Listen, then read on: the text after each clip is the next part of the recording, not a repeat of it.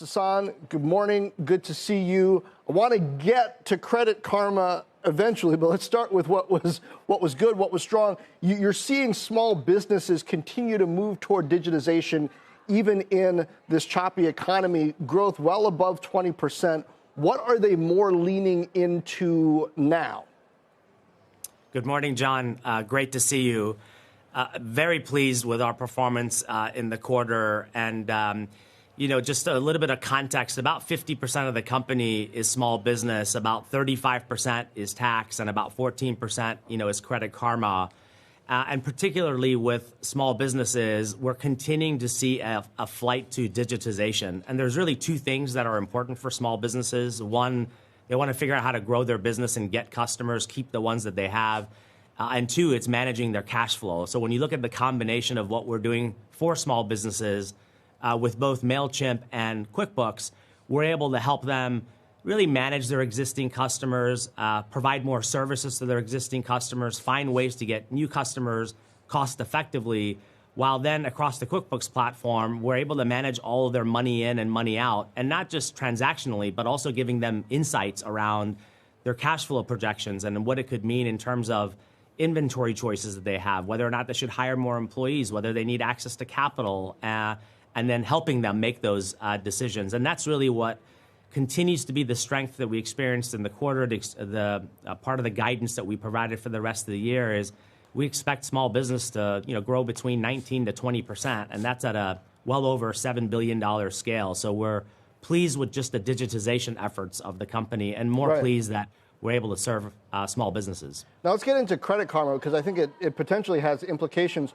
for what's going on in the broader economy. Much of Credit Karma is about matching people who want credit with companies that are offering it. And it seems like the shortfall here, as you guys described it, is credit card issuers getting a lot more cautious about who they're willing to give credit to, particularly when it comes to the riskier end of things. So what does that mean for the year that we're entering into 2023 after this holiday season, and the amount of, I guess, wiggle room that consumers, perhaps on the riskier end of the spectrum, are likely to have?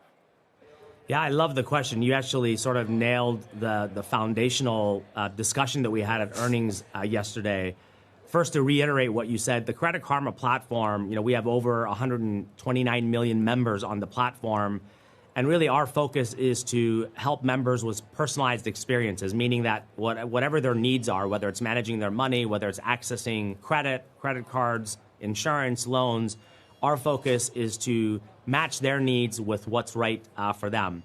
And in essence, what we started experiencing towards the latter part of October and into November was a tightening by partners. Now, typically, partners focus on two big things. One is unemployment rate, the other is delinquency rates. And both of them are really at historical lows.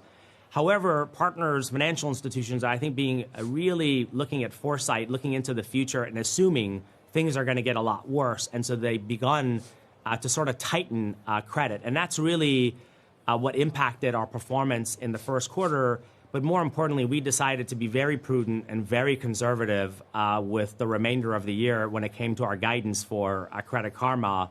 And that's why we reset Credit Karma segment guidance, because we're assuming that unemployment will get a lot worse, delinquency rates are going to get worse, and therefore the performance will get worse while we lean into our innovation. And John, to specifically answer your question, what does that mean for consumers? I'll give you a couple of data points that we are seeing on our platform across these 120 plus million members. One is cash reserves are actually higher than pre-pandemic. But what we've seen is credit card balances have actually increased by about 14%. Your credit score on our platform generally has decreased by about 8 points, which means there's some financial hardship. And particularly the credit bands between 600 to 660, and that's sort of, I would put in the bucket of the middle class, they have the highest balances of about $8,000 per member on average. And that's higher than it's been in the past. And so those things indicate that there's just some strain with consumers, although their cash reserves are higher than it has been pre-pandemic.